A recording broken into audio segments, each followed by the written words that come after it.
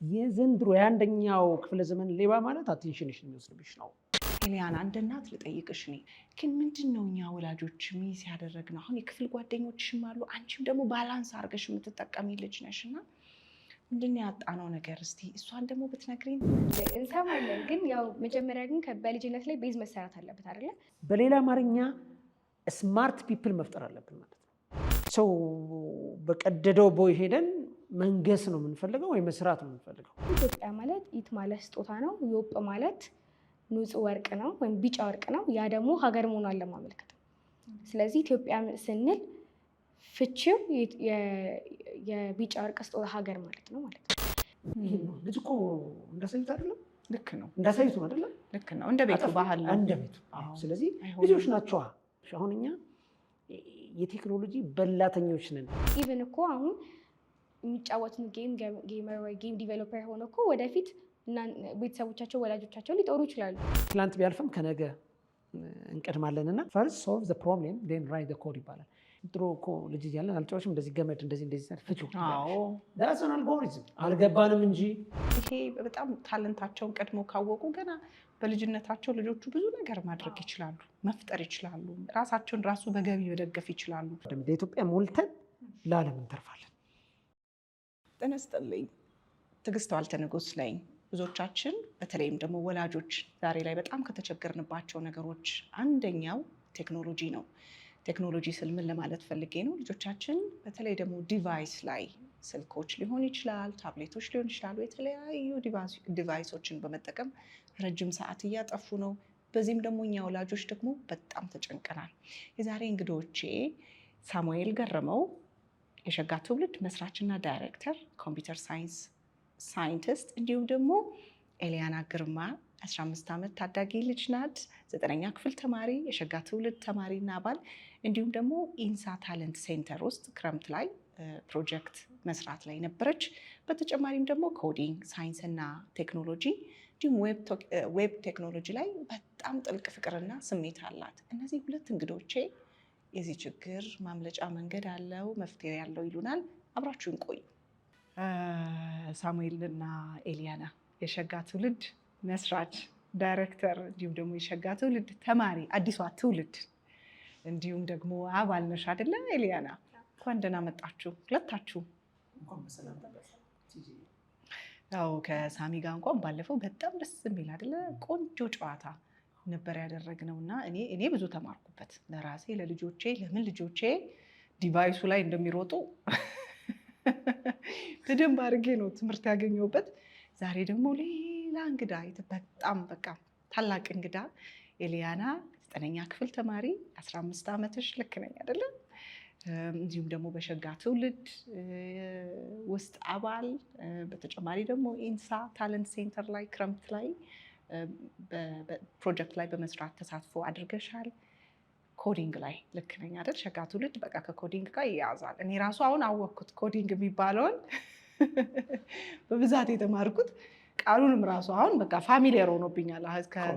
ኮዲንግ ትራማ ነበር የኔ ቃል፣ አሁን ወደ ኮዲንግ ሆኗል። ኮዲንግ ላይ ደግሞ እንዲሁም ደግሞ ሳይንስ ቴክኖሎጂ እንደገና ዌብ ቴክኖሎጂ ላይ በጣም ኢንትረስት ያለሽ፣ ልዩ ትኩረት ያለሽ፣ ልዩ ፍላጎት፣ ልዩ ፓሽን፣ ልዩ ፍቅር ያለሽ ነሽ። በጣም ደስ ብሎኛል ዛሬ ስለመጣሽ ኤሊያና፣ እንግዳዬ ስለሆንሽ። በብዛት እኔ ሙያዬ ላይ ብዙ ነገር ተምሬያለሁ ከአስተማሪዎቼ፣ ከመወስዳቸው ስፔሻሊቲ ትሬኒንጎች፣ ሱፐርቪዥኖች በጣም ብዙ ነገር ተምሬያለሁ። ግን ስለ ወላጅነት የሚገርም ነገር ሳሚ፣ ስለ ልጅ ማሳደግ ግን ትልቁን ነገር ደግሞ የምማረው ልጆችን በመጠየቅ ነው። ልጆች ናቸው አስተማሪዎች እና እናንተም ብዙ መንገድ ታሳዩናላችሁ። ለዛም ነው ዛሬ እንግዲህ አድርጌ ጋበዝኩሽ። በዛሬው ጨዋታችን ውስጥ ያው ኤሊያና ትታወቂያለሽ፣ በተለይ ሸጋ ትውልድ ሸጋ ጨዋታ ላይ አይቼሻለሁ። አሃዱ ቲቪ ላይም የነበረው ቆይታሽ በተወሰነ መልኩ ከሳሚ ጋር የሚያውቁሽ ሰዎች በደንብ ይኖራሉ ብዬ አስባለሁ። ዛሬ ግን ጉትት አድርጌሽ ወደ ወላጅነት ወስድሻለሁ። ወላጅ አይደለሽም፣ ግን ለእኛም እንድትነግሪን እንድታስተምሪን ይህንን የምታውቂውን ቴክኖሎጂ ይህንን ብዙ ጭንቅላታችንን ብዙ ወላጆች የያዘው ጉዳይ አለ። ልጆቻችን ዲቫይስ ላይ ናቸው፣ ልጆቻችን ቴክኖሎጂ ወስዶብናል እና ግን ደግሞ ከአንቺ ደግሞ መማር የምንፈልጋቸው ነገሮች አሉ። ልጆችም ይማራሉ፣ እኛም ወላጆች በጣም እንማራለን እና ክብር በጣም ይሰማኛል ኤሊያና ዛሬ ስለተገናኘን። ሳይንስ፣ ቴክኖሎጂ፣ ሀገር በቀል እውቀት፣ ኧረ በስመ አብ ስንት አይደል? ኮዲንጉ ምኑ ብዙ ነገር 15 ዓመት ልጅ ይዛለች። አሁን እንዴት ተጀመረ? አሁን ወደዚህ መንገድ እንድትመጪ ለብዙ ልጆች ደግሞ ምሳሌ እንድትሆኚ እንዴት ተጀመረ መንገዱ? ከሱ ብንጀምር ደስ ይለኛል ኤሊያና። ይሄ የተጀመረው ያው በልጅነቴ ነው፣ አሁን ከነበርኩበት እድሜ። እናም በልጅነቴ ያው መጽሐፍትን በማንበብ ነው የታሪክ የሀገር በቀል ነገሩ የመጣው። ማለትም በልጅነት በነበርኩበት ጊዜ የታሪክ መጽሐፍትን ምናምን አነብ ነበር እና እነዛን እውቀቶች ምናምን ያገኟቸው ለቤተሰቦቼ ነግራቸው ነበር ቁጭ ብለን በምናወራበት ሰዓት ማለት ነው። ከዛ እነዚህን ነገሮች አስረዳቸው ነበር። እነሱም በሰዓቱ ይገርማቸዋል፣ እንዴት አወቅሽ ይላሉ። ቤት ውስጥ ያለው መጽሐፍ ማንበቤን ያውቃሉ። እናም ያው መጽሐፍት ይገዙልኛል፣ ሌላ የምፈልጋቸው ካሉ በማለት ጠይቃቸዋለሁ፣ ከዛ ይገዙልኛል። እና አንድ ጊዜ ወደዚህ ደግሞ በደንብ እንድጠልቅ የሚያደርገኝ የሸጋ ጨዋታ ፕሮግራም ሲቀርብ እናይና ከዛም ተደዋብለን ከነሳሚ ጋር እንገናኛለን። ከዛ የዛኔ ከተገናኘን በኋላ ደግሞ ያው በደንብ እንደዚህ ታላንት ያላቸው ልጆች እንድናውቅ አደረገን፣ ወይም እንድንተዋወቅ በደንብ እንድንነጋገር ያለንን ነገር አደረገን። ከዛም በተለይ ደግሞ የበለጠ ደግሞ እውቀት መጽሐፍት ላይ ከሚነበበው በላይ መጽሐፍቱን የጻፉት ሰዎች መጥተው እንዲያናግሩን የበለጠ ደግሞ እውቀት ሰጠን፣ ጥያቄዎቻችን እንዲመለሱ። እናም ብዙ እድል ከፈተልን ማለት ነው። አሁን ቅድምም ስንጫወት ምን ብለሽኛል? ቤት ውስጥ ዝም ብሎ የተቀመጠ መጽሐፍ ነበረ። አሁን ምናልባት ወላጆችሽ ኢንቴንሽናል አይደለም ያንን ነገር ያስቀመጡ፣ ወይ ቤት ተገዝቶ ነበር ወይ እነሱ ሊያነቡት ፈልገው እንጂ። መቼም ኤሊያና በጣም ትንሽ ልጅ ነሽ። አሁን እንኳን የታሪክና ምርምር መጽሐፍት ይቅርና የተረት መጽሐፍ ራሱ ገዝተን መስጠት አቅቶናል። ዲቫይስ ነው የምንሰጣቸው ለልጆቻችን። እና እንደው መቼም ቤት ውስጥ ዝም ብሎ የሚቀመጥ ነገር ነበር አይደለ? ቅድም ስናወራ እያወራሽኝ ነበረ። ያው ቤት ውስጥ መጽሐፍት እናቴ ታነብ ነበር በደንብ እና ብዙ የታሪክ መጽሐፍት ከዚህ ጋር የሚገናኙ የኢትዮጵያ ታሪክ ጋር የሚገናኙ መጽሐፍት ምናምን ተቀምጠው ነበር እና እነሱን በማንበብ ከዛ ደግሞ ያው ጥያቄ ይፈጥርብሽና ይሄኛው ታዲያ ሌላ ይሄን እንደዚህ አይነት መጽሐፍ ግዢልኝ ምናምን በማለት የበለጠ ናቸው። አሁን እሺ፣ በዛ ተጀመረ፣ እያነበብሽ እነሱን መጠየቅ ጀመርሽ። እንደው ወደ ሳሚም ከመሄዴ በፊት ኤሊያና የቱ ነበረ በጣም ደስ ያለሽ ካነበብሻቸው ታሪክ መጽሐፍ በጣም የወሰድሽው? ያው እድሉን ከሰጠንሽ ብዙ ነገር ነው የምታወሪው ስለማቅ ማለት ነው። ንገሪኝ፣ የትኛው እውቀት ነው በቃ ያኔ ምርክ ያደረገሽ ውስድ ያደረገሽ? የዛኔ ብዙ የማረከኝ አሁን ከምናውቃቸው ስማቸው በተደጋጋሚ የምንሰማቸው የኢትዮጵያ ታሪኮች አሉ። ከዛም በላይ ደግሞ እኛም ብዙ ጊዜ የማይነገረው የማይታወቀው ጥንታዊ የሆነው ከዛሬ 3000 ዓመት በፊት ከዛሬ 5000 ዓመት በፊት እንደዛ የነበረው ታሪኮች ነበሩ። ታነቢ ነበረ እነሱን። ስንት ዓመትሽ ነበር ያኔ ማለት ነው? ይገርማል። 11 ዓመትሽ።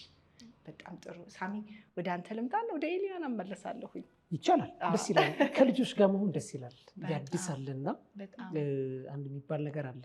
ሁልጊዜ ከልጅ ጋር ስንሆን እፀ ተሐድሶች ናቸው። አንበሳ ውስጥ የእኛን እድሜ እናያለን። እጽ ማለት ነው ያው እጽ መድኃኒት ነው። መታደስ ደግሞ ትታደሻለሽ ማለት ነው፣ በእርግጠኝነት ማለት ነው። እና ለዛ ነው ምስጥ ብዬ የምከታተላት። በጣም ኤሊያና ደስ ትላለች ስታወራት። ትክክል ሳሚ። ያው እንግዲህ ሳሚ ሸጋ ትውልድ መስራች ዳይሬክተር ነህ። ሸጋ ትውልድ ትልቁ ደግሞ ዓላማው እንደዚህ አይነት ልጆችን መሰብሰብ ነው፣ መያዝ ነው።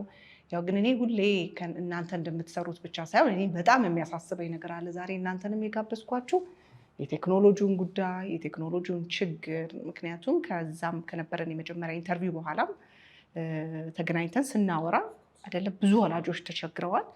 አሁን ክረምት ላይ የተዘጋጀ ፕሮግራም አለ። እሱን በደንብ አድርገን ነው የምናወራው።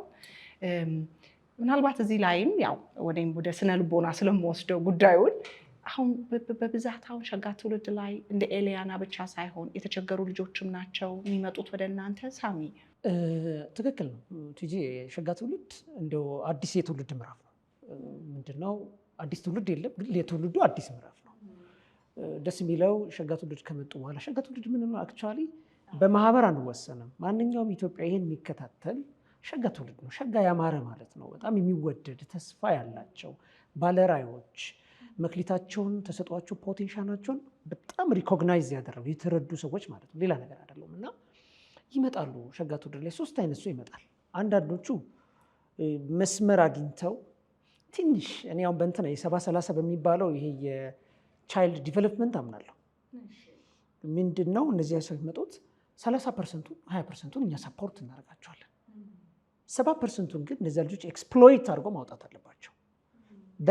እነሱ ውስጥ የተዘራ ሲመጡ ወደዚህ ምድር ሲቀላቀሉ አንድ ምቅ ኃይል የሚባል ነገር አለ፣ ዓለምን የሚቀይር ለሰው የሚተርፉበት ተሰጥኦ የምንለው ማለት ነው። እና ያንን ብርክት ታፕ ነው የምናደርግላቸው እና እሷን እንዲነኳት ነው ፕሮግራሙ። እንደዛ ነው ዲዛይን የተደረገው ዴፊኒትሊ እንጂ ፉል ኦፍ እኛ ኤክስፕሎይት አድርገን እኛ ዳምፕ የምናደርግባቸው አለ። አስፓይሬሽን የምንለው እሱ ነው። ባለፈውም ነገር በኢንስፓይሬሽን ብዙ እንትን አይደለውም፣ ተምኔታቸው እንዲያገኙ እና አንዳንዱ ሰዎች ይመጣሉ። ምንድነው ማየው ኤሊያና እንኳን ጠንካራ እናትም አላት። እናቷ የሚገርም ነው። እኛ ጋር ሲመጡ ይዘዋት ነው የሚመጡት። እናቱ ያ ብቻ ክትትል አለ፣ ቤተሰብ ክትትል አለ። ፓረንት ኮንሽስቲ የምንለው ይሄ ንቃት፣ የቤተሰብ ንቃት አለ። ደስ የሚለው ነው። አንዳንዶች እንዳልኩሽ የሚመጡት ትንሽ ድጋፍ ብቻ የሚፈልጉ ነው። አንዳንዴ ላንረዳቸው እንችላለን። ልጆች ጆሮ ይፈልጋሉ። ትልቅ ቤስት ኳሊቲ መደመጥን ይፈልጋሉ እና የሚያዳምጣቸው ሰው ይፈልጋሉ። አንዳንድ እምቅ ችሎታ ኖሯቸው የሚያዳምጥ ቤተሰብ ከሌላቸው፣ የሚያዳምጥ አጠገባቸው ሰው ከሌለ ወይ በቴሌቪዥን መስኮት ወይ ደግሞ ይሄ በማውስ ቱ ማውስ ፕሮሞሽን እኛ እንደውም ብዙ ሚዲያ ላይ እውነት ለመናገር እንትን አልወጣንም እንደው አንዳንዴ እላለሁ እና ብንወጣ ኖሮ በዚህ ልክ ነበር እንላለን። አሁን ካለን አንዳንዴ ያለን የሶሻል ካፒታል ይኖረንና አንዳንድ ኢንፍራስትራክቸር ላይ ሊኖረን ይችላል። እኛ እኮ ቡና ቤት ውስጥ ቁጭ ብለን እኮ ትውልድ ስንሰራ የነበረው ቡና እየጠጣ ቡና ጠጡ አይደለ? አሁን ይሄ ነገር ነው ኮምፕሌን ለማድረግ ሳይሆን ኖርማሊ ልስራ ካልሽ ይክዱ ዳት። አንዳንዶች የሚመጡት ነው። አንዳንዶቹ ደግሞ ባያውቁ በቃ ይመጣሉ ዝም ብለው በቃ ኢምፕሬስድ ሆነ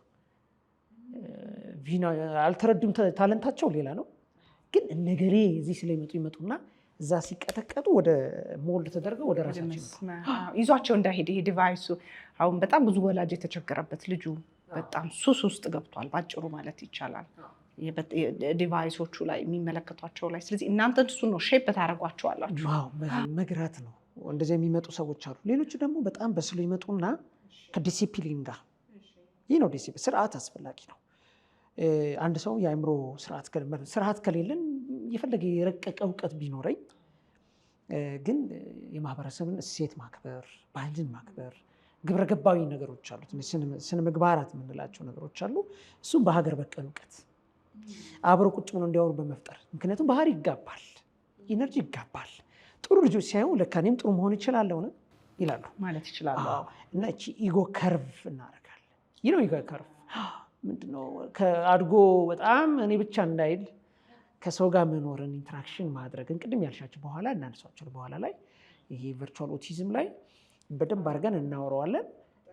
ይሄ ነው እኛ ጋር የሚመጡት ቲጂዬ እና እሷ እንግዲህ የምትመደበው ኮግናይዝ አድርጋ የመጣች ነች ከቤተሰቦቿ ጨምራ እና በጣም ብሪሊያንት ነች። እንዲህ አይነት እንደሱ አይነት ብዙ አሉና ጥሩ ነው። ይህን የሚከታተሉ ወላጆች ልጆቻችሁ ማዳመጥ ነው የመጀመሪያው ስራ። ልጅ መደመጥ ይፈልጋል። ወላጅ ራሱ ቴክኖሎጂ ላይ ተጠምዶ ልጅን ቴክኖሎጂ ቨርቹዋል ውስጥ ገባ ማለት አንችልም። ልጅ የሚያየውን ነው የሚሆነው፣ የሚሰማውን አይደለም፣ የሚያየውን ነው የሚሆነው። እና ቤተሰብ እኔ ተቀምጬ ከሆነ ህፃናቱ ካሉ ህፃኑ ምንድን ነው እያየ ነው የሚሉት። ልጅ እኮ የማስተማር ፔዳውም እኮ እሱ ነው። አትንገረኝ አሳየኝ ነው። ቤት ውስጥ የሚያዩት ነው ልጆች መስሎት። ሞር አባት፣ ሞር እናት፣ ሞር የቤት ሞግዚት ያንን የሚሰሩ ከሆነ ቴሌቪዥን ላይ ስክሪን ታይሜ በጣም ኮንሰፕሽን ላይ ከሆነ በተለይ ከ7 ዓመት በታች ያሉ ህፃናት ላይ ኢቲዝ በጣም አስቸጋሪ ነው የሚሆነው። ወደዛ የመሳብ ነገር ይኖራል እና ይሄው ነው አመጣጡ እንደዚህ ነው እና በኋላ ላይ በደንብ የምናወራቸው ይሆናል። ችግር አይደለም። በጣም ኤሊያና ወደ አንቺ ልምጣ። ብዙ የምጠይቅሽ ጥያቄዎች አሉ። ዛሬ በደንብ ተዘጋጅቼ ነው የመጣሁት ከአንቺ ለመማር። እንደው ወደ ራሴ ጥያቄ ይሄ ከስክሪን ኦቲዝሙ ጋር ምናምን በተገናኘ እንደው ከምንጨነቅባቸው ነገር ጋር ከመምጣቴ በፊት ወደ ራሴ ግን በጣም ብዙ እንደምታነቢ ብዙ እውቀቶች እንዳሉ ሻቃለሁኝ እና የሆነ ነገር እንድትይኝ ፈልጌ ነበረ። ምናልባት አንቺን በጣም ኢምፕረስ ያደረገሽ በጣም ያስደነቀሽ ካነበብሽው ሊሆን ይችላል ሀገራዊ እውቀት ውስጥ ምን ግርም አደረገሽ ኤሊያና? እንደውም እኔ ካነበብኳቸው በላይ የሚገርመኝ እኛ አሁን አለመረዳታችን ነው የሚገርመኝ። አሁን አለመረዳታችን ማለት ብዙዎቻችን ያው በሀገራችን ያለው ነገር እናውቀዋለን ወይ ሲባል ልንሰማ እንችላለን፣ ግን ጠልቀን አንረዳው እና ደግሞ ያለመረዳታችን ደግሞ አሁን ያለንበትን አይነት ስሜት እንዲኖረን አድርጓል ብዬ አስባለሁ። ማለትም ወደ ውጭ የመሳብ ነው እንጂ ውስጣችን እዚህ ውስጥ ያለውን ሀብትና እውቀት አላወቅነው። ብናውቀው ራሱ አልተጠቀምንበትም እና የሚያስገርመኝ እሱ ነው። ምክንያቱም እያለን እንደሌለ መሆናችን። እሺ ታዲያ ኢትዮጵያ ምን ሀብት አላት? ምን እውቀት አላት? እኛ ማናውቀው ነገር እስቲ ዛሬ ደስ ይለናል ብታስረጅን። ማናውቀው ብንል ለምሳሌ አሁን በተለያየ ዘርፍ ለምሳሌ በሕክምናም ብንሄድ በሕክምናም ዘርፍ ብንሄድ ታሪክን ራሱ ብናውቅበት ምን ያህል ጠንካራ እንደነበረ ምን ያህል ትላልቅ እናትና አባት ሰዎች እንደነበሩ ብቻ እንረዳለን። ሌላው ደግሞ በአስትሮኖሚ ዘርፍ ራሱ ብንሄድ እና ብቻ በሁሉም አሁን ላይ የምናያቸውን ዘርፎች በአመራር እንኳን ብንሄድ እንዴት ሀገርን ስንመራ እንደነበረ በውጊያም እንዴት ብቻ በተለያየ አሁን ላይ የምናያቸውን ዘርፎች አሁን ላይ ኮሪክለም ብለን ወይም ደግሞ አሁን ላይ ተመርተው በነጮች ተዘጋጅተው ከሚመጣልን ኮሪክለም በላይ በሀገራችን ብዙ ችግሮች የሚፈቱበት ሀገራችንን የምናስተዳደርበት ብዙ እውቀት ነበር አለን። ስለዚህ እሱን እውቀት ሚስ አድርገናል አተናል ነው የምትይው አንቺ? አለ ግን ደግሞ አሁንም እኮ ያንን የሚያውቁ ሰዎች አሉ። ነገር ግን በሚገባው ልክ አልታወቅም ወይም ደግሞ ብዙ ሰው እየተረዳውም አይደለም። ወደዛኛው እንሳባለን። ያንን አለመጣንም። አንቺ ምን መጽሐፍቶችን አንብበሽ ተረዳሽ? ምክንያቱም ይሄንን አንጠብቀውም። አሁን አንቺ 15 ዓመትሽ ነው እና አንድ 15 ዓመት በተለይ ከተማ ለሚኖር ልጅ እንዲህ አይነት ነገሮች ብዙ የለም። ብዙ በተለይ አሁን ላይ ያሉት ልጆች ወደ ዲቫይሱ ነው የሚሳቡት እና ያነበብሻቸውስ መጽሐፎች ምንድን ናቸው? ምን ነገሩሽ? ምንድን የአንቺ ቴክ አዌይ? ቤቢ እንደዚህ ብጠይቅሽ ደስ ይለኛል። ምን አገኘሽበት ኤሊያና? ምን ወሰድሽ? አሁን እንዳልሽው አሁን በሊደርሺፑም በታሪኩም በሃይማኖቱም ብዙ እውቀቶች አሏት ኢትዮጵያ። ግን አንቺ እንደ ቴክ አዌይ ምን አድርገሽ ወሰድሽ? እስቲ ምን ገባሽ ኤሊያና? እኛ ብዙዎቻችን ትልልቆቹ ራሱ ብዙ ያልገባን ነገር አለ ብዬ ነው የማስበው። ኤሊያና ምን ገባት? እስቲ ንገሪኝ። እኔ ገባኝ ነገር አንደኛ ያለው ነገር በእኛ ሀገር ውስጥ ያለውን ነገር አለመውጣታችን ችግሩ እንደሆነና ያንን ይዘነው አለመውጣታችን ወይም ደግሞ ያንን ታሪክ አለማወቃችን እና አለመረዳታችን ወይም ያለንን እውቀት ከኛ ጋር እንዲጸጋበር ባለማድረጋችን ጥፋት እንዲሆን ወይም ደግሞ እንዳንረዳ ሆናል። ማለትም አሁን ለምሳሌ አንድ ማህበረሰብ በራሱ በሚሆነው መንገድ ነው አይደል አንድ ነገር ሊስማማው ለዛ ማህበረሰብ ሊቀበል ይችላል። ነገር ግን ለኛ የሚስማማው ለሌላ ሀገር ላይ ስማማ ይችላል ወይ ለሌላ ማህበረሰብ ላይ ስማማ ይችላል። ለነሱ የሚስማማው ለኛ ላይ ስማማ ይችላል። ለዛ የኛ ደግሞ ከውጪ ሁሉም ነገር ከሌላ ማህበረሰብ የሚመጣ ከሆነ እኛ በአግባቡ ላንቀበለው እንችላለን ወይም ስንቀበለው ብዙ ችግር ይመጣል ማለት ነው። ስለዚህ እኛ ወደ ራሳችን ስላልተመለከትን ነው አሁን ላይ ያሉት ብዙ ችግሮች አሉ። እንደ ራሳችን ስላላደረግ ነው። ከእውቀቱም ችግር ሆኖ ላይሆን ይችላል፣ ግን በራሳችን ልክ ስላልሰራ ነው። ለምሳሌ ካነበብኳቸው መጽሐፍ ብል አሁን የኢትዮጵያ ታሪክ ይመጻፋል። በዛ ላይ አሁን ኢቭን ከሀገራችን የስም አወጣጥ ብንጀምር የሀገራችን የስም አወጣጥ ኢትዮጵያ የሚለውን ብንመለከት አንዳንድ ጊዜ ሰው የሚያስበው ኢትዮጵያ የሚለው ከግሪክ ቋንቋ ሁሉ የመጣ ነው እስክንል ድረስ እንደርሳለን። ትርጉሙ የተቃጠለ የተቃጠለ ፊት ያላቸው ህዝቦች የሚል አይነት ትርጉም፣ ይሄ ማለት በግሪክ ቋንቋ የመጣ ትርጉም። ነገር ግን ያንን ፍቺ ይዘው ማለት ነው። ግን እኛ የራሳችን ቋንቋ የነበረን ከጥንት ጀምሮ ከዛሬ 3000 እና 5000 ዓመት በፊት ከኢትዮጵያውያን የመጀመሪያዎቹ መስራች ነው የምትባል አይደለ? ኢትዮጵያ ዋና መስራች ሀገር ናት። ስለዚህ እንዴት የግሪክን ቋንቋ ትርጉም ያለውን ስም ኢትዮጵያ ይኖራታል? ያ ደግሞ አይሆንም። ለዛ ያ ደግሞ ሳይሆን ትርጉሙ ኢትዮጵያ ማለት ኢት ማለት ስጦታ ነው፣ ዮጵ ማለት ንጹህ ወርቅ ነው ወይም ቢጫ ወርቅ ነው። ያ ደግሞ ሀገር መሆኗን ለማመልከት ነው። ስለዚህ ኢትዮጵያ ስንል ፍቺው የቢጫ ወርቅ ስጦታ ሀገር ማለት ነው ማለት ነው። ይህም ማለት ደግሞ ሀገራችን ያው ትታወቅ የነበረው በማዕድን ዘርፍ ብዙ ጥልቅ እውቀት ነበራቸው። ለዛ ያመለያ አርጓት ነው ማለት ነው እና ወርቅ ሀገር ነች የሚል ትርጉም ነው ያለው። ይህ ፍቺን አሁን ብዙ ሰው ላያውቀውም ላይረዳውም ይችላል። ወይም ደግሞ አሁን እዛ ያንን የእነሱን ካሪክለም ስለምናውቀው የተቃጠለ ፊት ያላቸው ህዝቦች ብለን ራሳችንን ልንሰርም እንችላለን። እና ያን ራሱ እንዳውቅ አድርጎኛል። ያ እንደውም በጣም አስገርሞኛል። ምክንያቱም እነሱ ስለ ራሳችን ታሪክ ነጮች እኛ ወጣ ነው እስኪሉን ድረስ እኛ የት ነበርን? ይሄንን አንቺ ተረድተሽዋል።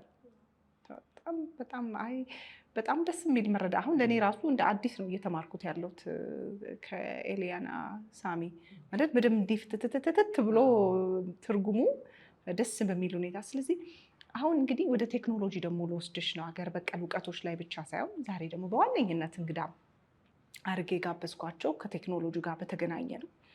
ቴክኖሎጂ ሁሌ ሲነሳ በጣም አስፈላጊ ነው።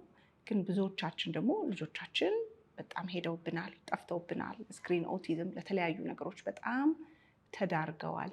እና ምንድን ነው ሚስ ያደረግነው ብዬ ጠይቃለሁ። ምንድን ነው የተሸዋወድ ነው ከልጆቹ ጋር? ምንድን ነው ከቴክኖሎጂ ጋር በጣም አድርገን የተሸዋወድ ነው ብዬ አስባለሁ። ኤሊያና እንደ እናት ልጠይቅሽ። እኔ 3 ልጆች አሉኝ እና የኔም ልጆች ይጠቀማሉ ዲቫይሱን። ግን እኛ በጣም መጥነን ወላጆች መጥነን ነው። ግን ምንድን ነው እኛ ወላጆች ሚስ ያደረግነው? አሁን የክፍል ጓደኞችሽም አሉ፣ አንቺም ደግሞ ባላንስ አድርገሽ የምትጠቀሚ ልጅ ነሽ እና ምንድን ነው ያጣነው ነገር? እስቲ እሷን ደግሞ ብትነግሪን ደስ ይለኛል። እንደ ልጆች እናት ማለት ነው። ለእኔ ያጣነው ነገር ብዬ የማስበው አሁን ስናየው ቴክኖሎጂ አንደኛ ነገር የመያዝ ይስባል። ማለትም በተለይ ደግሞ እንደኛ አይነት አይምሮ ላለው ሰው በጣም ነው ቶሎ ብሎ ካች አይምሯችንን የመያዝ ችሎታ አለው ወይም ደግሞ አቅም አለው። በተለይ ደግሞ አሁን ምኑንም ስለማናውቀው ሁሉም የምናየውን ነገር ነው ቶሎ ብለን ወደ አይምሯችን የምናስገባው።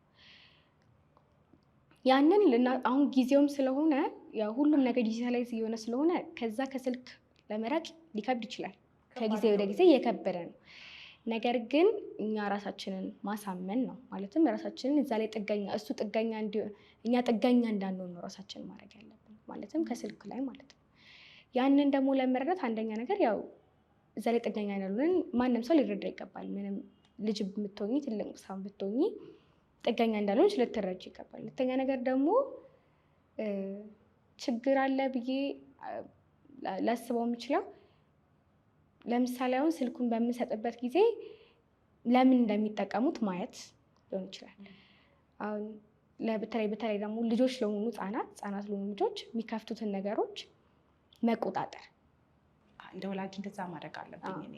በተለይ ደግሞ አሁን ቅድም እንዳላችሁት ይሄ ቨርቹዋል ኦቲዝም ወይም ደግሞ ይሄ ቴክኖሎጂ ጋር ያለ ኦቲዝም የሚይዛቸው ልጆች የመናገር አቅሙ ላይ አይኖራቸውም አይደለ? በትክክል እስኪናገሩ ይቆያሉ። ማለትም ያን አዲክት የሆኑና በተለይ ደግሞ የሚያዩትስ ምንድን ነው? ብዙ ጊዜ የሚያዩት ያው በውጭ የተሰሩ ነገሮችን ያን ደግሞ ሲያዩት እኛ ደግሞ እዚህ አማርኛ ስንናገር ልጆቹ የመናገር እንትን አይኖራቸውም፣ አይችሉም ማለት ነው።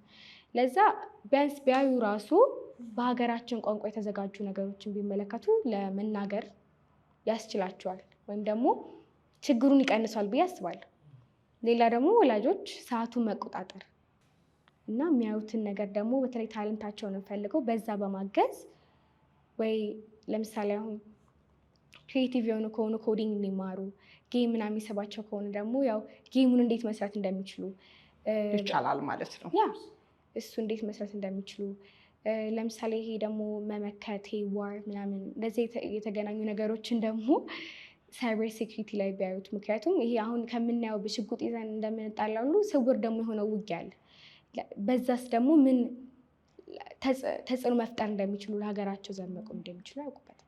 ስለዚህ ስክሪን ላይ ቁጭ ሲል ልጃችንን ማየት አለብን። የቱን ነው የሚወደው?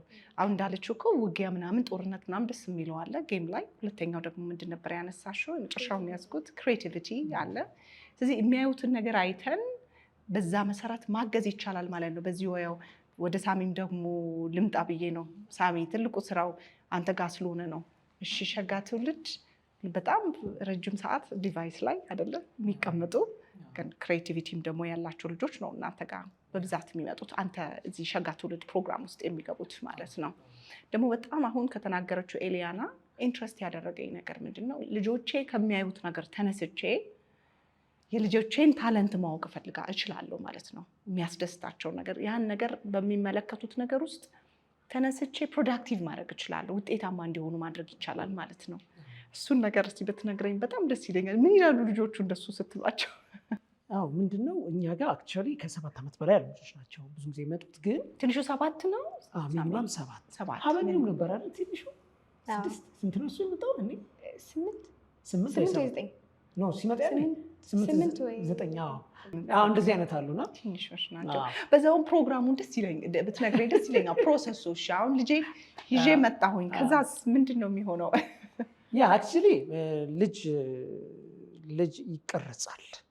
ምህንድስና ነው። ልጅ አስተዳደግ የራሱ አለው። ኢትዮጵያ ልጆችን የምትቀርጽበት የራሷ የሆነ ባህል፣ እሴት፣ ወግ፣ ስርዓት አለ። የልጆች አስተዳደግ ዘይቤዎች አሉ፣ መንገዶች አሉ። ይሄ እኮ የሚታወቅ ነገር ነው።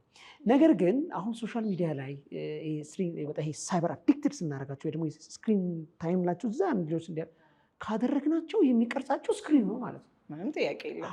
አሳደጊያቸው እሱ ነው፣ ስክሪን ነው። አሁን አንቺ እኛውን ሌባ ባንክ የሚዘርፍ ሌባ ማለት የተሰጣ ዕቃ ይዞ መሄድ ምናምን ልብስ ይዞ መሄድ ይመስለኝ ነበር። የዘንድሮ የ1ኛው ክፍለ ዘመን ሌባ ማለት አቴንሽንሽን የሚወስድብሽ ነው። ከባዱ ነገር እሱ ነው። አሁን ልጆች ትልቁ ነገር ይሄ ትኩረት ማነስ፣ ፎከስ ማነስ። ክሬቲቪቲም ለማወቅ እኮ ፎከስ ማድረግ መቻል አለ። ትኩረት የለም። በቃ ብክን ነው የሚያደርገው። ጊዜያቸውን፣ ጭንቅላታቸውን ይሰርቀዋል። የሚፈለገውን ለነዛ ልጆች ላይ አሁን የመጀመሪያ ዊንዶ ኦፍ ኦፖርቹኒቲ የምትሉት አለ በሳይኮሎጂ። አንድ ልጅ እስከ 7 ዓመቱ ላይ መሰራት ያለበትን ነገር ሳንሰራ ያልፋል። በዛ ሰዓት ላይ ምንድነው ስነ-ልቦናው የሚለው ሀገር በቀሉ እውቀቱ ምንድነው የሚለው ልጆች እንዲያድጉ ማለት ነው። በዛ ላይ ፍቅር ይፈልጋሉ ልጆች። ብዙ ነገር አለ አይደል? አብሮነት፣ ፍቅርን፣ አካባቢን ጊዜ መስጠት ይፈልጋል። ዛሬ እናቶችም ወይ አሳደግ አባትም አሳደግ ዋንም ከልጆች ርቀንኛ ሆነን እነዛ ሊቀረጹ አይችሉም። ሁለት በጣም ነው የሚያሳዝኑ። በሁለት ነገር፣ አንደኛ ወላጅ እንትን ይከለክላቸዋል። እነዚህ ህፃናት የሚያያቸው የለም። ሁለተኛ ከሄዱ በኋላ ሁለት ነው፣ ያ ደግሞ ይበላቸዋል፣ አልጎሪዝሙ ይበላቸዋል። በቃ አዲክትድ ይሆናሉ። እዚህ ጋር ደግሞ ሶሻል የቤተሰብ ፍቅር፣ የሶሻላይዜሽን ምንለው ነገር፣ ማህበራዊነት፣ ሰው መውደድ፣ ከዛ ወደ ምን ሄዳሉ? ቀውስ። ቀውስ ነው እኮ ስክሪን አዲክሽን ወይ ደግሞ ኦቲዝም እንለው፣ ሌላ አዲስ ነገር የለውም። ቅብጥብጥ፣ ፎከስ ማጣት፣ ነገሮችን ቁርጥርጥ ያለ ሀሳብ የመሆን ቅዥቅዥ ማለት፣ ያለ መብላት፣ እንዲህ የምናይባቸው ምልክቶች ይሄ ነው። እንደው ምክንያቱም ሶሻል ሚዲያ ላይ እኮ ያላከበርነው ልጅ በስልክ የሚያገኛቸው ውጭ በዛ ላይ የሚያገኘው ለሱ ጓደኛው እናቱ እዛ ነች። በቃ ድሮ የእናት ጡት ነበር አይደል? ልጅ ሲያለቅስ ጡት ሲጠባ እናት ዝቅፍ። አሁን የለም። አሁን ያይ ስለሚሰጠው ይሄ ነው ለሱ እናቶች ነች። ሳሚ በጣም ቆንጆ ነገር ነው የተናገርከው። በፊት ሰው ነበር የሚያባብለው፣ አሁን ስልክ ነው የሚሰጠው ሲያለቅስ። አሁን ይሄ ልጅ የእናት ፍቅር አይኖረውም። እውነት ለመናገር እኔ ስለማቅምልሽ አዲክትድ ይሆናል፣ ባይተዋር ይሆናል። ይሄ አይዞሌሽን ውስጥ ይሄ ያደገ ልጅ ነገ ሩዲ ቢሆን የሰው ፍቅር አንጣ ብለን ነው ነገ መሪ የምንፈልግ ከሆነ እዚህ ነው መስራት ያለብን። ነገ ለምንፈልገው እንደ ሀገር የሚመሩ ሰዎች እዚህ ላይ መስራት አለባቸው። ቤተሰብ ላይ፣ ማህበረሰብ ላይ የሚሰሩ ሰው፣ የሃይማኖት ተቋማት ላይ መስራት መቻል አለበት። ይሄ ሀገራዊ ነው። ስለዚህ ይሄ መስራት የሚችሉ እኛ እኮ እንደውም ደርሰንበታል። አሁን በጣም በልጽገን ቢሆንስ በጣም ይሄ የሀገራችን የማቹሪቲ ስቴት ላይ ብደርስ እኮ በጣም ወደዛ ያን ለማድረግ እንቸገራለን። አንዳንዴ ድህነት ጸጋ ነው ባለልሽም፣ አንዳንዴ ጋፖቻችን ኦፖርቹኒቲ የሚሆኑ ይመስለኛል። ካርድ ያልቃል፣ ቢያንስ ካርድ ሲያልቅበት ያልፋል ማለት ነው። ወላጅም በቃ ይተዋል፣ ያ በልቅሻ ይወጣል ማለት። ልጅ ደግሞ ሲያለቅስ ነው ስሜቱ ይመጣው እና እንዲህ አይነት ነገሮች በጣም አስፈላጊ ናቸው። ለዚህ ነው እኛ ጋር ሸጋ ትውልድ ሲመጡ መጀመሪያ የሚሞሉት ፎርም አለ። ትጂ እያስሞላሽ ነው፣ ባለፈው ስልሽ ነበር ሞላሻት እንዴ? አዎ ያቺ ከባድ በጣም ክረምት ላይ ነው የምንሄደው እና እሱ አሁን ትኩረት ይፈልጋል። እና ሚሊያና የመጀመሪያ እያሉ ሲመጡ ወደ ሸጋ ትውልድ ያ ሲሞላ ምንድነው በውስጥ ያለው ልጆች ተምኔታቸውን፣ አላማቸውን፣ ግባቸውን፣ ፍላጎታቸውን ፊዚካሊ ምንድነው አካላዊ፣ ማህበራዊ፣ ስነልቦናዊ፣ መንፈሳዊ ተምኔታቸውና ተደራሽነታቸው እንዴት ይቃኛሉ ብለን ከቤተሰብ ጋር አንድ ላይ የምናሰራው ነው። ያን አምኖ ሄደ ሰው መስራት ይችላል ማለት ነው። ይሄ ጥሩ ነው። ስለዚህ ልጆች ያሳዝኑኛል። አሁን እንዳልኩሽ በቃ አሁን ምንድነው ወጣቱስ ነው ልጆች የሚያሳዝኑ ምንድነው የእናትን ፍቅር ያጣሉ፣ የቤተሰብ ፍቅር ያጣሉ። ሁለተኛ ነገር የሚቀርጻቸው ያ ነው። ስለዚህ ምን እናድርግ በኋላ እናወራዋለን። እንደዚህ አይነት ኦተንቲክ እንዳይሆኑ ይሄ እኮ ባላንስ አድርጎ የሚሰራ ነገር ነው። ከቴክኖሎጂ ምክንያት አናስፈራራም፣ ቴክኖሎጂ ውጡ አንልም፣ ግን ሞልድ ማድረግ ይቻላል። ማንም ከጋድ ዓለም አንወጣም። ጋዱን ዓለም ግን ሼፕ እናደርጋለን። ያሁን ልጆች ኤአይን ሼፕ እናደርጋለን እንጂ ኤአይ እኛን ሼፕ አያደርገንም። እዚህ ጋር መሰመር ያለበት ግን ፕሮፌሽናል። አሁን ግን ከዛ ነው ኤአይ ነው እኛ ሼፕ እያደረገን ያለው ነው። አዎ ለምን ካልን ሰሞኑ እየተሰበከ ያለው ነገር ነው አይደል? ኤአይ ለምሳሌ ዲጂታል ስኪል ተማሩ የሚባለው እኮ ለዚህ ነው። ስኪል ስማር ዲጂታል ስኪል አሁን ለምሳሌ ወይ ደግሞ ይሄ ምንድነው የምንለው የዲጂታል ክህሎት ስማር አየሽ ልጅ አስተዳደጌንም ያለው ምን ያህል ጊዜ እንደሚወስድብኝ ያለው በቃ ክህሎት ማለት እኮ ክሂል ነው አይደል? ጥበብ ነው አይደል? ስለዚህ ማወቅ አለብን ዲጂታል ስኪሉን ማለት ነው በደንብ። ያን ስናውቅ ለምንወዳቸው ልጆች እናዝናለን። ለመጻኢቷ ኢትዮጵያ በጣም አርሚ እናዘጋጃለን ማለት ነው። አሁን ኤሊያና ቅድም እንዳለችሽ ውጊያው እኮ አንድ ነው። ድሮ ትውልድ የሚገደለው በመሳሪያ ነው። አሁን ግን የሚገደለው በዚህ በቴክኖሎጂ ነው። እኛ መቅነቅ አናገኘች ከ20 ዓመት በኋላ ሳይሆን የመጣት በጣም ያስፈራኛል። ስለዚህ መስራት አለብን። ኢዝ ኦኬ ኢትስ ኦልራይት ኢዝ ኦኬ የሚላል እንትን አለና ኢዝ ኦኬ ግን ደግሞ መስራት እንችላለን። እንዴት መስራት? እንደዚህ አይነት ሚዲያዎች የሚሰሩ ቤተሰብ ላይ ማንቃት የንቃት ንቁ ቤተሰብ መፍጠር። ንቁ ቤተሰብ ምንላቸው አይደለ? ልጆች የሚያደምጡ ልጆችን የሚቀርጹ በባህል በእሴት ከቴክኖሎጂ ጋር ግን የሚያራምዱ ቴክኖሎጂ ኔግሌክት አድርገን አይደለም። ልጆቹ ቴክኖሎጂን ይጠቀማሉ ግን እንዴት ልጅ እኮ እንዳሳዩት አይደለም። ልክ ነው እንዳሳዩት አይደለም። ልክ ነው እንደ ቤቱ ባህል ነው እንደ ቤቱ። ስለዚህ ልጆች ናቸዋ። ልጅ ያየውን ነው የሚያደርገው። እኔ በያን ስለማመን ነው። እና ቲጂዬ በጣም አስቸጋሪ ነው። እርግጥ እንዳልሽው ልናገኛቸው እንችላለን ያን ሲያዩ ታለንታቸው። አንዳንዴ ደግሞ ይሄ አቴንሽን ዳይቨርስ ሊያደርጉ ይችላሉ ሲያዩ። እስቲ እዚህ ጋር ምን ያውቃል ያለች ፖርኖ እያየ ሊሆናል ሲያድግ ፖርኖ ኤክሰርሳይዝ ነው የሚያደርገው ማለት ነው። ያ ልጅ የሚያየው ነገር ማን ነው የሚቃኘው? በየትኛውስ የሳይበር ክለስተር ነው እየጠቀምን ያለ ነው? እኛ በሰው ሜዳ ነው የምንጫወተው። የራሳችን ክላስተር እየሰራ ነው።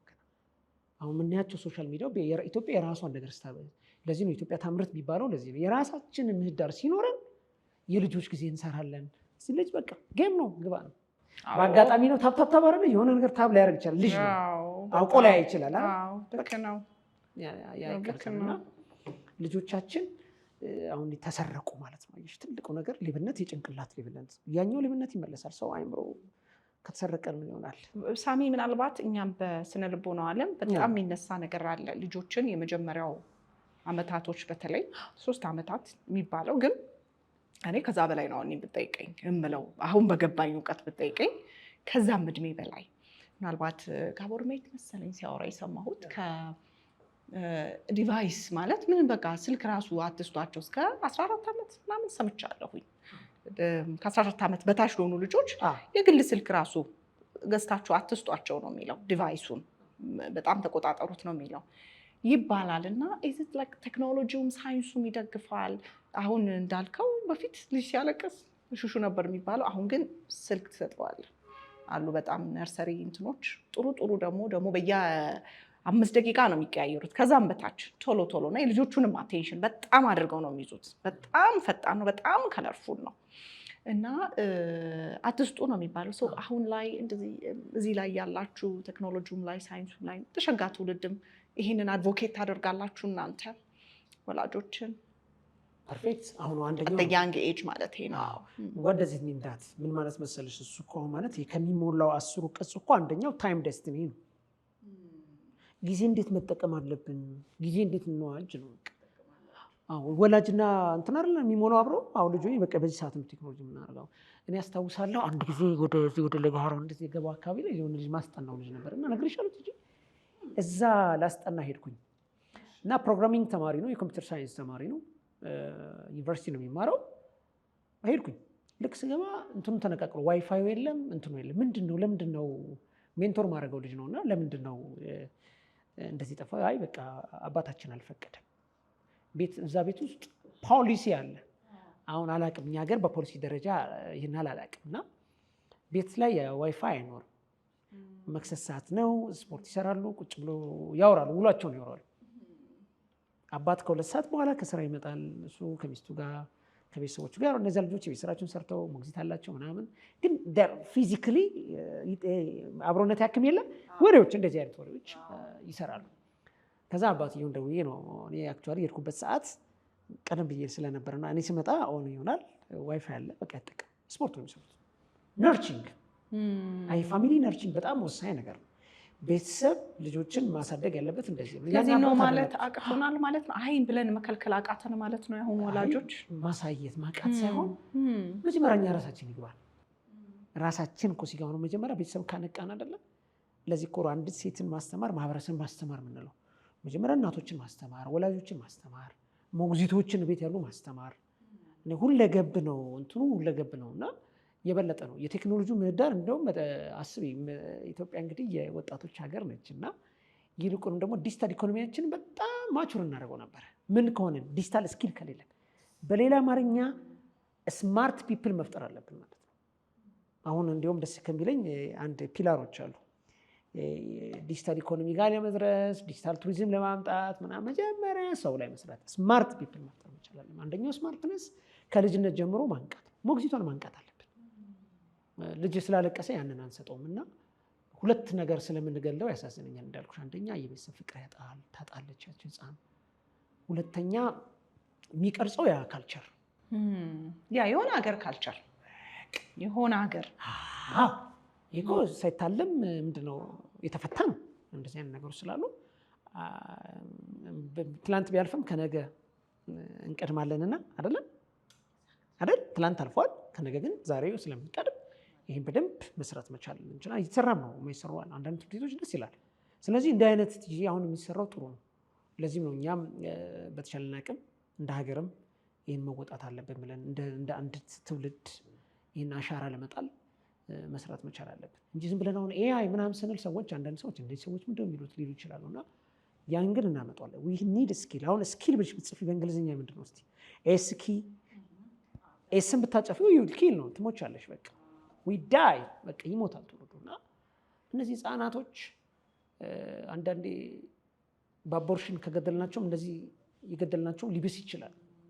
የምናጠፋቸው ከባድ ነው ይችላል። ምክንያቱም አይምሮ ነው የሚሰረቀውና ጥንቃቄ ያስፈልጋል ማለት ነው። ስለዚህ የሳይበር ኮንሽስነስ ኢዝ ቬሪ ኢምፖርታንት። ይሄ ማንቃት፣ የንቃት አውድ መፍጠር፣ ማስተማር በየትምህርት ቤቱ ይሄን መማር አለባቸው፣ መውሰድ አለባቸው።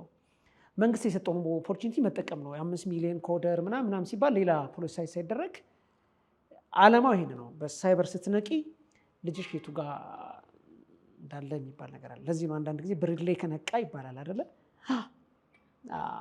ከነቃ። ስለዚህ ያን ነገር ለማድረግ አይመስልሽም? ምን አሰብሽ እዚህ ላይ ታስወርኛለሽ ዝም ብለሽ? እሺ ምንድን ነው ያየሽው? ትምህርት ቤት ምን አለ እስኪ ንገሪያት። ትምህርት ቤት መቼም እሷን ካየኋት ራሱ ጎርመሰች አይደለ? የመጀመሪያ ኢንተርቪው ላይ አሁን አድጋለች፣ በጣም ትልቅ ሆናልናለች። እና አንድ ቀን ደግሞ በጣም ትልቅ ቦታ ላይ ደግሞ የምናያቸው ልጆች መካከል ኤሊያና ትሆናለች። ትልቅ ነው ተስፋችን። ምናልባት ሳሚ እንዳለው ምን አየሽ? እንዴት ነው የምትማሪበት ትምህርት ቤት ብቻ ሳይሆን ከብዙ ልጆችም ጋር ትገናኛለች። በሸጋ ትውልድም ከሸጋ ትውልዶችም በትምህርት ቤትም ዞር ዞር ትያለሽ፣ የሆነ ቦታ ትጠሪያለሽ፣ የሆነ ቦታ ትሄጃለሽ። እና አንቺ የት ጋ ናቸው ልጆቹ ጓደኞችሽ? እስቲ እሱን ብትነግሪኝ ደስ ይለናል ኤሊያና።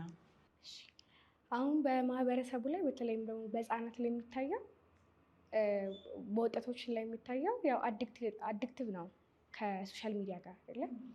ያ ይታያል። ግን ያው ሲመስለኝ በተለይ ህፃናት ላይ የሚታየው የወላጅም ችግር ያለ ይመስለኛል። የሚያዩትን ነገር ይሄ አሁን አንድ ልጅ ቴክኖሎጂ ላይ ኦቲዝም እስኪይዘው ድረስ ከሆነ ችግሩ የሚሆነው የሰጠው አካል ነው አይደለ?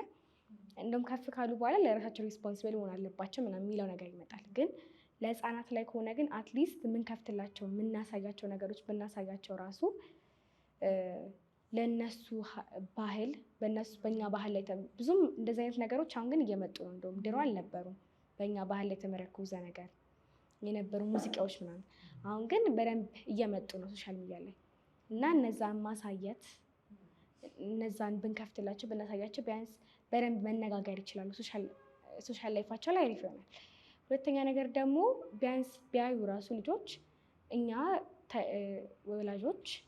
ወላጆች ወይም ደግሞ ከፍ ያልናቸው ወይ ካላቸው ታላቀት ወይ ወንድም ጋር በመሆን ይችላል የሆነ ሰዓት ላይ የሶሻል ሰዓት ብሎ ከፍሎ ወይም በመክፈል ያንቺን ሰዓቷን ከዛ በዛ ሰዓት ላይ ሶሻብል መሆን ወይም በርስ መነጋገር፣ መጫወት፣ ስለ ራሳቸው እንዲናገሩ ስላነበቡት ነገር ኢቨን እዛ ስልክ ላይ ራሱ ስላዩት ነገር እንዲናገሩ መገፋፋት። ይሄ በጣም ቆንጆ ሀሳብ ነው። በጣም ትናንትና ሳወራ ከአንድ ሰው ጋር እኛ ቤት ውስጥ አለችኝ፣ እዚህም እንግዲህ አድርጌ ጋብዛታለሁ፣ አንድ ትልቅ ህግ አለ አለችኝ። ማንም ሰው ስልክ ይዞ ሳሎን መግባት አይችልም። ሳሎን ውስጥ ቴሌቪዥን አንከፍትም፣ ስልክ ይዘን አንገባም። ያ የቤተሰብ ቦታ ነው። በቃ ሳሎን ላይ ልንስቅ፣ እራት ልንበላ፣ ልናወራ፣ ልንጫወት እንጂ አንድ ሰው ስልክ ይዞ መቀመጥ አይችልም አለችኝ እና በጣም ገረመኝ። አሁን እንደዚህም ደግሞ ጠንካራ ወላጆች አሉ። ነገር ግን ይኸውልሽ አሁን ኤሊያና እኔም እንግዲህ በጣም ቲን ልጅ አለችኝ 10ዎቹ ውስጥ እድሜ ውስጥ ያለችው። እኛ ወላጆች ደግሞ ምን ብለን እናስባለን መሰለሽ? 10ዎቹ እድሜ ውስጥ ከገባችሁ በኋላ አትሰሙም፣ አታዳምጡንም፣ አትታዘዙንም። አንዳንድ ወላጅ እንደውም ይፈራል፣ ጎረመሰ፣ ድምፁ ጎረነነ፣ ቁመቱ ከኔ በላይ ሆነ ይባላል። እና ምንድን ነው የምትይው አንቺ ምናልባት በዚህ ጉዳይ ላይ ይሰማሉ? ትሰማላችሁ? በዛ እድሜ ብንነግራችሁ እንደው ሰዓትን ብናመጣ እንሰማለን። አንቺ ነይ ጓደኞችሽንም እንሰማለን። ግን ያው መጀመሪያ ግን በልጅነት ላይ ቤዝ መሰራት አለበት አይደለ? ለምሳሌ አሁን አስተዳደግሽ ላይ ወይ ከመጀመሪያም ግንኙነት ካልነበረሽ ከልጅሽ ጋር አግባብ የሌለው ግንኙነት ማለትም አግባብ የሌለው ስል በደንብ ጠንካራ የሆነ ግንኙነት ካልነበረሽ በአንዴ ሊመጣ አይችልም፣ ወይም ደግሞ እንዲሰማ ልጠብቅ አችም። ነገር ግን ከልጅነት የመጣ በአንቺም በስትክክል በአግባቡ ወይም ደግሞ ጠንካራ የሆነ ግንኙነት ኖሯችሁ ካደገ በተለይ ደግሞ ወይም ካደገች በተለይም ደግሞ በዚህ ካላትም ግንኙነት በላይ እርስ በርስ ካላትም ከሰዎች ጋር ካላት ግንኙነት በላይ ከእግዚአብሔር ጋር እናም ደግሞ በእምነትም ላይ ብቻ ብዙ ጠንካራ ነገር ከነበረ በደንብ የመስማት እድል አለው። ደግሞ ትሰማለች። እና ይሄ የሚመጣው እኮ ያው በዚህኛው እድሜ ላይ ፊዚካልም ሜንታልም ለውጥ ይኖራል። ነገር ግን ሁለቱም ለውጥም ቢኖር ያ ልጅ በደንብ ከስር ጀምሮ ቤዝ የተሰራበት ከሆነ ግን ያንን ለውጥ እንዴት መቀበል እንዳለበት ወይም እንዳለባት ታውቃለች። ትልቁ ስራ ያለው ታች ነው የምትይው አንቺ ማለት ነው። ይህን ነገር ከጓደኞችሽ ጋር ታወራላችሁ፣ ዲስከስ ታደርጋላችሁ። አንዳንድ ጊዜ በረፍት ሰዓት ከአንቺ እድሜ እኩያ ጋር እና ይህንን ነገር አንቺ ዝም ብለሽ በዚሁ በአንቺ እይታ በአንቺ አይን ተመለከትሽው ማለት ነው። ይህን እንዲሁ ሳስበው ነው ያልኩሽ። ስታስብ እሺ። ስለዚህ አሁን አንቺ እድሜ ክልል ላይ ያሉ ልጆች በጣም ቴክኖሎጂ መጠቀም ትፈልጋላችሁ። እኛ እንዴት እንረዳችሁ ወላጆች? እንዴት ነው አንደርስታንድ ብናረጋችሁ? በጣምም ደግሞ ምንናደድ ደግሞ አለን። ምንድነው ይሄንን ነገር ይዘህ ቁጭ የምትለው? ምንድነው አታጠናም ትምህርት ምናምን እንላለን። እኛም እኮ የምንቆጣበትም ጊዜ አለና እንዴት እንረዳችሁ ኤሊያና? ከንዴት በላይ ያው ንዴት ምናምን ከመምጣቱ በፊት መጀመሪያ ምንድን ነው የሚያዩት? አሁን ለምሳሌ እኮ ሜይ ቢ ያ ልጅ እኮ ወይ ኮድ እያደረገም ሊሆን ይችላል፣ ማለትም ጌም እየተጫወተም ሊሆን ይችላል፣ ወይ እያደረገ ያለውን ነገር አናውቅም።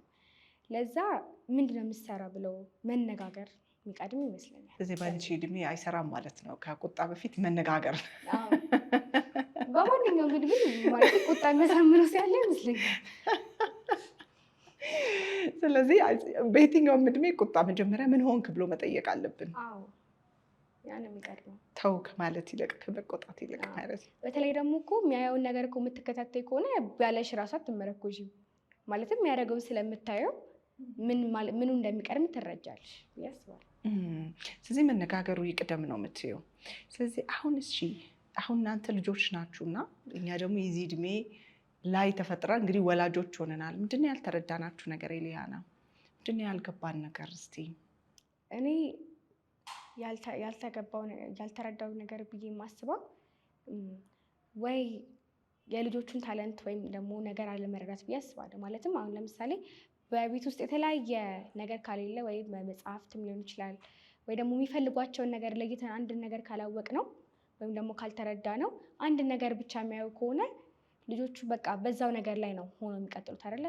በተለያየ ሳይድ አያስበውም። ክሪቲካል ቲንከር ያው ማለት በአንድ ነገር ላይ ብቻ ተመርኩዘው እንዲያስቡ ያደርጋል። ለዛ ለህፃናት ብዙ የተለያየ እድል ከፍቶ ማሳየት ወይም ደግሞ እነሱ ስለማያውቁት እነሱ እዚህ ምድር ላይ አዲስ ናቸው። ስለዚህ እኛ ነን መነጋገር ያላቸውን ደግሞ በውስጣቸው ያለውንም ስሜት ልናውጣ የሚገባው። ሌላው ደግሞ ኢቨን በሚጠቀሙበትም ጊዜ ስልክን በሚጠቀሙበት ጊዜ ምናምን እነሱን ከዚህኛው ነገር ደግሞ አልፎ ያንን ነገር እንዴት ሊጠቀሙት እንደሚችሉ ኢቨን እኮ አሁን የሚጫወቱት ጌመር ወይ ጌም ዲቨሎፐር ሆኖ እኮ ወደፊት ቤተሰቦቻቸው ወላጆቻቸው ሊጦሩ ይችላሉ አይደለ? ለዛ እንዴት እድል እንክፈትላቸው ኦንላይን ትምህርቶችን እንዲማሩ በማድረግ ወይም እንደዚህ አይነት ማህበሮች እንዲቀላቀሉ በማድረግ ጀስት ታለንታቸውን በመረዳት እና ደግሞ ያንን ሲያወጡ በደንብ በማገዝ አሁን ለምሳሌ የኔ ቤተሰቦች ያግዙኛል በደንብ አይደለ? ታለንቴ እንዲህ ነው ብዬ ከነገርኳቸው ወይም እዚህ ማህበር ውስጥ በማስገባት እንድገባ በማድረግ አግዘውኛል። ለዛ ያንን አግዘውኝ እዚህ እንድሰራ እንድማር እናም ደግሞ በቃ ብዙ እድሎች እንዲከፈትልኝም አድርገውልኛል እና ወደፊት ደግሞ ራሴን ብቻ ሳይሆን እነሱንም ነው የምጠቅማቸው። ለዛ ሀገሬንም ነው የምጠቅመው እና በልጃቸው ላይ በልጅነታቸው ማድረግ እንደሚችሉ በተለይ ደግሞ ይሄ ዲጂታል የሆነው ነገር ሰው እንደውም ትልቅ እስኪሆን ብዙ የሆነ የተገደበ እድሜ ላይ ደርሶ ለውጥ እንዳመጣ ድረስ አይጠብቅም። ማለትም በ16ም በ15ም ከዛም በታችም ከዛም በላይ ማንም ሰው ሊለወጥበት ራሱ ሊችልበት የሚችል ዘርፍ ነው። ጀስት ግን እገዛው ነው የሚያስፈልገው ወይ መረዳት። ስለዚህ ይሄ በጣም ታለንታቸውን ቀድሞ ካወቁ ገና በልጅነታቸው ልጆቹ ብዙ ነገር ማድረግ ይችላሉ፣ መፍጠር ይችላሉ፣ ራሳቸውን ራሱ በገቢ መደገፍ ይችላሉ።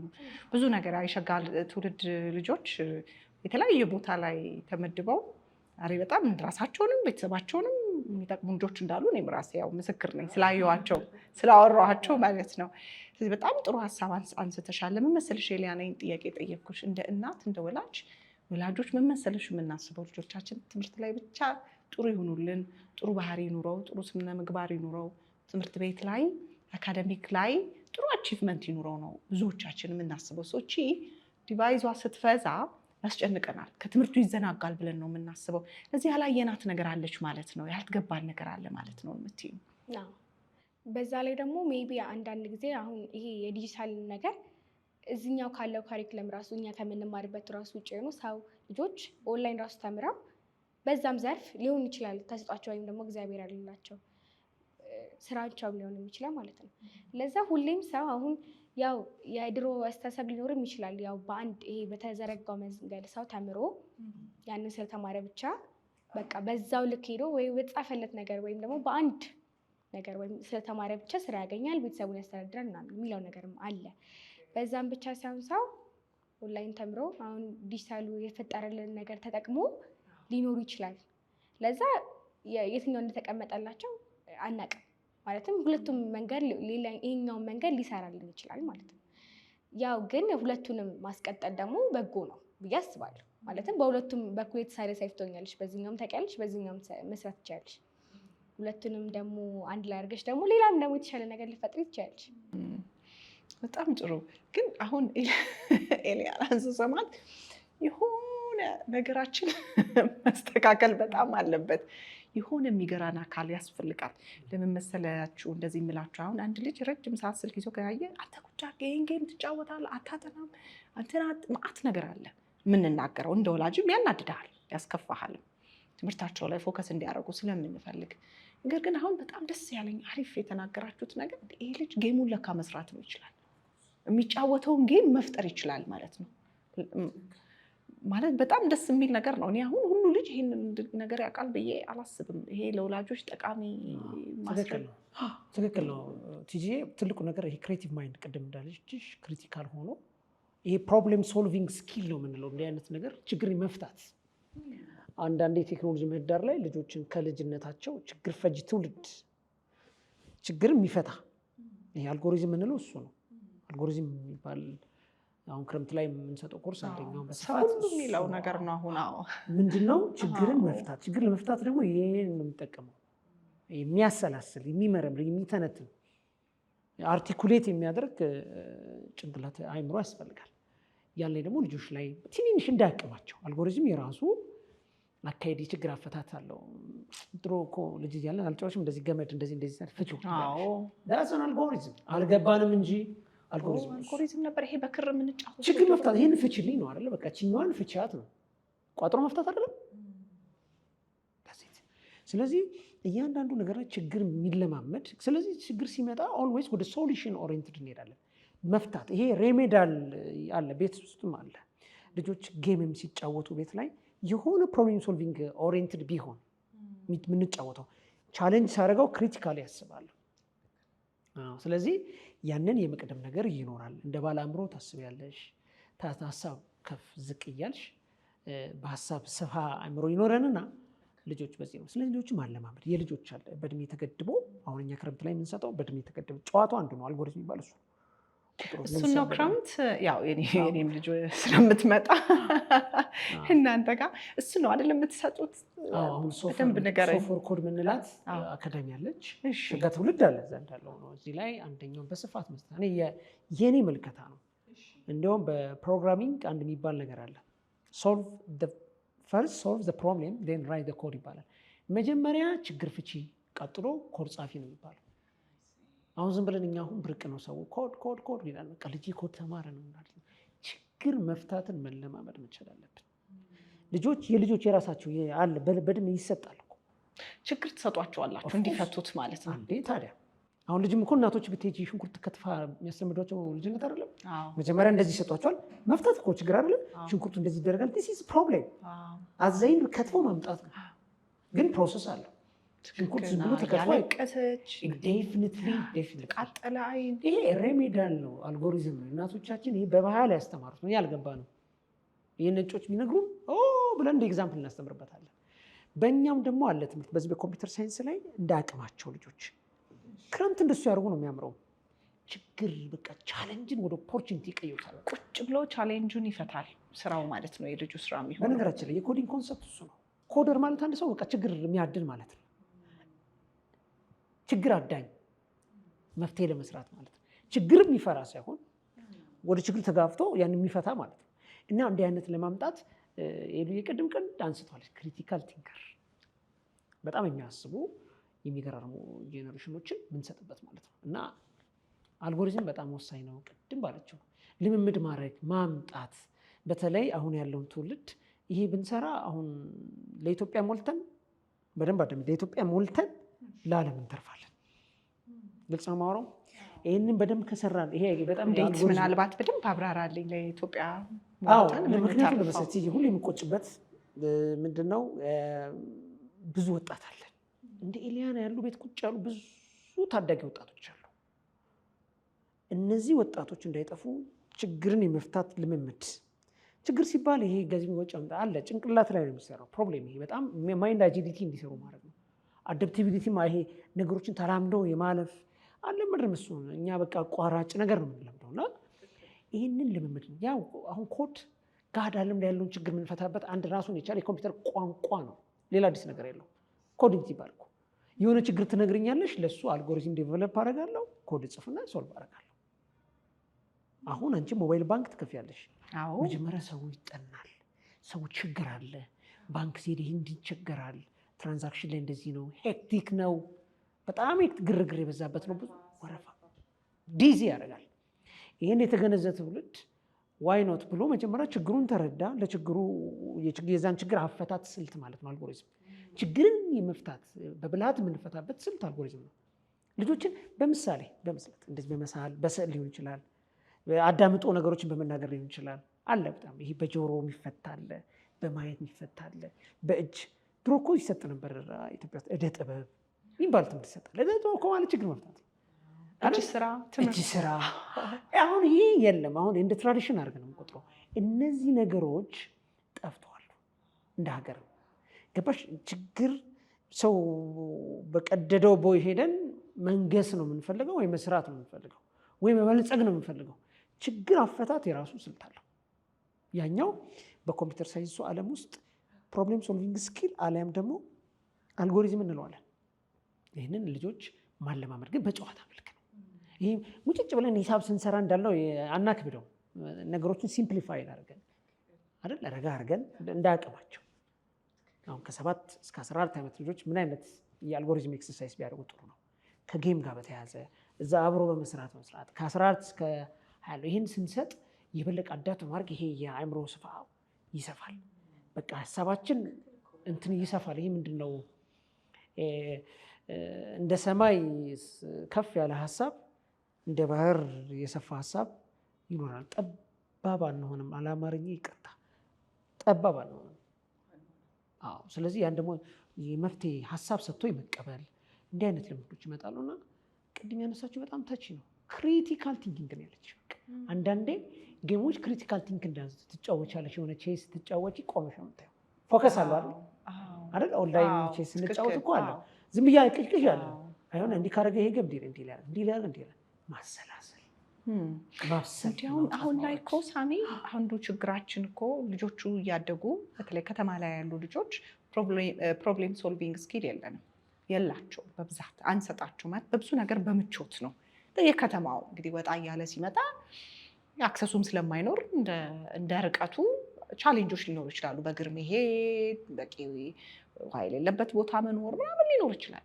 ግን ከተማ ላይ ግን ያሉ ልጆች እና ይህንን አክሰስ የሚያደርጉት አሁን የምናወራውን ቶፒክ ላይ በጣም ኢንጌጅድ የሆኑት ልጆች እኔ ችግር ያውቃሉ ሁሉ ብዬ እፈራለሁ፣ ያሳስበኛል። እንቆቅልሽ አለ ትምህርት ቤት እንቆቅልሽ እኮ አንድ ነው። እሱ ነው እንቆቅልሽ መናቅል እንዲህ እንዲባልና እንዲህ አይነት ነገሮች የምትፈችባቸው የሆነ ኬዝ ሴናሪዮ ይሰጥሽና ያንን አይተሽ እንዲባረግ እንዲህ አለ ታውቂያለሽ። እንቆቅልሽ በልጅነት ጠይቄያለሁ። በጣም አንደኛው መፍቻችን እሱ ነው። ፐዝል እንደዚህ አይነት ነገር የለም። አሁን ኤስቴቲክ ይሆንና ቅድም እንዳልሽ አሁን እኛ የቴክኖሎጂ በላተኞች ነን። ለአማርኛ ይቅርታ። ቴክኖሎጂ አምራቾች ከሆንን ችግር ፈተናል ማለት ነው። ቅድም አለች እኮ ጌም መስራት። ስለዚህ ሁለት ትውልድ እንዳንፈጠር ቴክኖሎጂ የሚያመርት ቴክኖሎጂ የሚሰራ በላተኛማ መሆን ይቻላል። ችግር አለ። በላተኛ እኮ ሀገርም አያሳድግም፣ በብዙ ነገር ያከስራል አይደል? በላተኛ ከሆነ ብዙ ነው በቃ በላተኛ። ሌላው አማርኛ እንትን አለው። ግን ይህን ለመስራት በጣም መሰራት አለበት። እድለኞች ነን በጣም። አሁን 125 130 ሚሊዮን ህዝብ አለን። ወጣቱ በጣም ብዙ ነው። ይህን እንደ በረከት ይሄ እግዚአብሔር ለኢትዮጵያ የሰጣት ብዙ ወጣት ሰጥቷታል። ሮጠሽ ማትደክሚበት ወድቀሽ ማትቀሪበት እድሜ ነውና በዚህ ላይ እንዲሰሩ ይህንን መልእክት ነው የምናስተላልፍ። ባሉበት ቦታ ማለመድ እዚህ ክረምት ቤት ቁጭ ብሎ ፕሮብሌም ሶልቭ ያስተምሯቸው ልጆችን ህፃናት አንድ ነው። ቅድም ያለችው ሁለት ይሄ የኳሊቲ ታይም የለም። ቁጭ ብሎ የእናቶች ወጋላ አሁን ቡና ሲጠጡ ቁጭ ብሎ እኮ ማውራቱ ህመምም በመዳመጥ አዎ ያኔ ማውራት ነገር አለ። ልጆችም እናዳምጥም ነበር አይደል? አንዳንድ ቁጭ ብለን እናዳምጥ እናታለን ቁጭ ብለን እናዳምጣለን። ክፉንም ደጉንም ልክ ነህ አይደል? ክፉንም ደጉንም ታዳምጫለሽ። ምኑ ነገሮች አሉና እንዲህ አይነት እሴቶች መመለስ ያስፈልጋል። ይሄ የቤተሰብ ኳሊቲ ታይም አንደኛው መፍትሄ አካል ነው አምናለሁ። በተለይ ወላጆች ስራ ይደክማሉና በቃ ካልቸር ማድረግ አይደል? ልክ ነው። በጣም በጣም የቤተሰብ ጊዜ ወደኋላ መመለስ አለብን። ሳሚ በጣም እስማማለሁ ከአንተ ጋራ። በፊት ቡና ተፈልቶ ራት ቀርቦ ቤተሰቡ ማዱ ምናምን አንድ ያ ጊዜ በጣም መምጣት አለብን። እሱ መምጣት ያለበት ለራሳችን ብለን ነው፣ ለማንም አይደለም። ብዙ ነገራችንን እያጣን ስለሆነ ማለት ነው። ስለዚህ አሁን እስቲ ወደ ፕሮግራሙ ደግሞ እንምጣ። ወደ ክረምት የተዘጋጀልን ፕሮግራም አለ፣ የሸጋ ትውልድ ፕሮግራም አለና ስለሱ ሳሚ ብትነግረኝ እያጠቃለልንም ስለሆነ እንደው ምንድን ነው ፕሮግራሙ? በተለይ ወላጆች ይሄ ነገር ለሚያሳስባቸው ወላጆች ልጄ ዲቫይስ ላይ ይቀመጣል፣ ያሳስበኛል፣ ማኔጅ ማድረግም አልቻልኩም፣ ወይንም ደግሞ ለእንደዚህ አይነት ነገር ደግሞ ኢንትረስት አለው ብለው ለሚያስቡም ደግሞ ሰዎችም ይጠቅማል ብዬ አስባለሁ። እኔ ለሁለቱም ጫፍ ነው የማየው ሳሚ። በጣም ዲቫይስ ላይ ይቀመጣል ለሚለውም ኢንትረስቱም አለው ለተባለውም ፍላጎት አለው ለተባለው ይሆናል ብዬ አስባለሁ። እና ምን ተዘጋጀልን በዚህ ክረምት? በዚህ ክረምት የኢትዮጵያ አምላክ እግዚአብሔር ቢፈቅድልን ሁለት ነገር ላይ አለ። አንደኛው ተደራሽነትን ለማስፋት ሶፎር ኮድ አካዳሚ ብለን ላይክ ሰመር ካምፕ ተደራሽነትን ለማስፋት ነው የምንሰጠው ነው አንደኛው። እሱ ምንድነው? ቅድም ያልኩሽ ነገር አለ። የኮዲንግ የዲጂታል ዓለሙ ንቃት ማንቃት፣ ልጆችን ማብቃትም ማንቃትም ጥሩ ነው ሁለቱ ነው። እና እሱ የምናደርግበት ምክንያቱም ከጥቃት ወደ ንቃት መሄድ አለብን። አሁን ዲጂታል ላይ ተጠቃ ብሎ እሪ ከማለት መንቃት ጥሩ ነው። የኮዲንጉ አሁን ያልኩሽ ፕሮብሌም ሶልቭ ማድረግ እንደ እድሜያቸው ልጅን እኮ በእንትኑ የምታጎርሽው እንደ እድሜያቸው መሰረታዊ ነገር የምንሰጥበት ችግር የሚፈቱበት የፕሮብሌም ሶልቪንግ እንዳልኩሽ ወይ ደግሞ የአልጎሪዝሙን አንደኛው ይሄ ፓኬጅ ይሄ ኮዲንጉ። ሁለተኛው እንዳልሽው ይሄ ፊዚካሊ ኤክሰርሳይዝ ማድረግ መቻል አለብን። ስፖርት ከተፈጥሮ ጋር ክረምት ነው አይደለም? በቃ ተፈጥሮን አፕሪሺየት ማድረግ ያለንን አካላዊ ተክለ ቁመና ማስተካከል አለብን። በዚህ ጊዜ እዛ ፊትነስ ስፖርቱ ላይ ገብቶ ራሱን ማየት አለው አይደለ? አለው ፊትነስ ፕሮግራም አለው። ፊትነስ ፕሮግራም አለው። እዚህ ላይ ያሉ ራሳቸውን እየቻሉ ይህን የሚከታተሉ ሜንቶርሺፕ የሚያደርጉ ቲሞች አሉ። የኮር ቲም እኛ ነን ኮር ላይ የምንሰራው። ፊዚካል ላይ የሚሰሩ አንድ ቲሞች አሉ፣ ራሱን የቻለ ነው። ስለዚህ ሁለቱንም ነው ልጆቹ ሲመጡ ኮዲንጉም ላይ መሳተፍ ይችላሉ። ፉል ፓኬጅ ነው። ፉል ፓኬጅ በተመሳሳይ ቀን ማለት ነው። እስከ ሰኞ እስከ ሐሙስ ባለው ቀን የሚደረግ ነው። ሶስተኛው ደግሞ ፓኬጅ ኔቸር ጋር መታወቅ። ክረምት አይደለም ዝናቡ፣ ችግኝ ተከላው ይኖራል፣ ዝናቡ ይኖራል፣ ጭቃው ይኖራል እና ሃይኪንግ የሚባል አለ።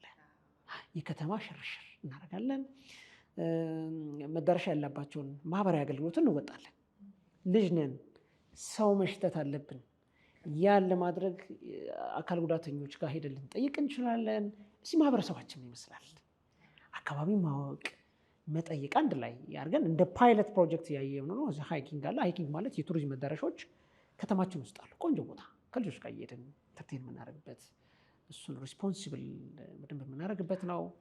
በጣም ጥሩ ዝግጅት ነው የሚሆነው። ይህንን እንግዲህ የምናውቃቸው በጣም ይህንን ሊመሩ የሚችሉ በተለይ ሃይኪንጉ ላይ እንቁን አመሰግናለሁ። እንቁ ሙሉጌታ በሃይኪንግ ኢትዮጵያ ላይ በጣም የሚሰራ ነው። ይህን ፋሲሊቴት ሞር እሱ ነው የሚያደርገው። ከሃይኪንግ ሽርሽር እንዲህ ዝም ብዬ የሳልኩት ነው እና መውጣት፣ በዝናብ መደብደብ ማየት አፕሪሺየት ማድረግ ማለት ነው እና ይህንን ነው። ኮምፓክት 2 ወር የሚቆየው ነው። ይሄ ተደራሽ ሙሉ 2 ወር ነው የሚቆየው። መቼ ነው የሚጀምረው ሳሚ? ሰኔ 28 ኦሪንቴሽን አለ ከቤተሰብም።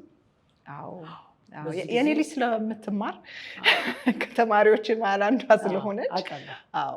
እዚህ ላይ የህይወት ክህሎት ትምህርት አለ። ቅድም ያልሽው የህይወት ክህሎት ክረምት ልጆች እየተዝናኑ ይማሩ የሚል እሳቤ ነው ያለኝ እኔ። መዝናናት አለባቸው፣ እንደገና ደግሞ ተፈጥሮን ማወቅ አለባቸው። ክህሎት ይማራሉ። ቅድም ያለው ይሄ ሚሽን ስቴትመንት ያልሽው ክህሎት እንዲያድጉ እንዴት ይሁን ከቤተሰብ ጋር ኦቲዝም እንዳይመጣ ምናምን እንዴት እንከላከል ምናምን የሚለው እዚህ ላይም የተመደቡ የዚህ ባለሙያዎች አሉ። ይህንን ሊድ ያደርጋሉ ማለት ነው። እኔ ያው ኮዲንግ ላይ እና ይህንን ማሳለጥ ስራ ነው የምሰራው። ይሄ ነው ይሄ እንቁ ኮንሰልቴንሲ ከእኛ ጋር ተባብረው ነው የሚሰሩት። ከነሱ ጋር ድራይ ነው የምንሰራው። ሌላው ሸጋ ትውልድ ነው። ሸጋ ትውልድ የሀገር ትሩፋት ነው። የአዲሱ ትውልድም መልካም ገጸ በረከት ስለሆነ እዛ ላይ ደግሞ በማስ ነው የምንሰጠው። እዚህ ላይ ተመዝግበው እንደ ሁል ጊዜ ሸጋ ትውልድን እናገለግላለን። የጊዜ አስራት ያለው የጊዜ አስራት ይሰጣል። የገንዘብ አስራት ያለው የገንዘብ አስራቱን፣ የቦታ አስራት የሚሰጠው ሰጥተው ትውልድን የምናሻግርበት ራሱ ያለ እንግዲህ ሸጋ ትውልድ። ይሄ አሁን ያልኩሽ ግን የሶፎር ማለት ያው እንቁ ማለት ነው እና ሰማያዊ እንቁ የሚያበራ ያስፈልጋል። ኢትዮጵያን ደግሞ አንድ የሚያንጹ እንቁዎች ያስፈልጓት። ኢትዮጵያን የምንሰራት በዚህ እነዚህ ትውልዶች ላይ በደንብ ስንሰራ ነው እና በጣም ፊውቸሪስት ያለው ነው የሚሰራ ነው። በጣም ስፖርትም ለመስራት ሃይኪንግም ለመሄድ ኮድም ለመማር ዝግጁ ነኝ። እኔ ከልጆች ነው መማረው ብዙ በነገራችን ላይ እና አሁን ያለንበት ዘመን የ21ኛው መቶ ክፍለ ዘመን ባለጸጎች ህፃናት ነው የሚሆኑት በነገራችን ላይ እና መጀመሪያ ላይ እንደዚህ አይነት የምንሰራበት ነው። ይህንን እንግዲህ ታች ባለው አድራሻ ኮሚኒኬት አድሮ ይህን የሚያሳልጡ አሉ። ከነሱ ጋር ማድረግ ይችላሉ። መነጋገር ማስመዝገብ ይችላል። ክረምትን ያለችን ቦታም የፓይለት ፕሮጀክት ስታዘጋጅ ሁል ጊዜ ብዙ ሰው አንሰበስበን። ይሄ ለሀገር ማሳያ ለትውልድ ማሳያ ነው። ለካ እንዲህም ማድረግ ይቻላል የሚል ነው እና ሸጋ ትውልድ ላይ ተደራሽነት አንዳንዴ የምናጣቸው አሉ። እንደምታየው ሸጋ ትውልድ የተወሰነ ቦታ ነው የምናደርገው።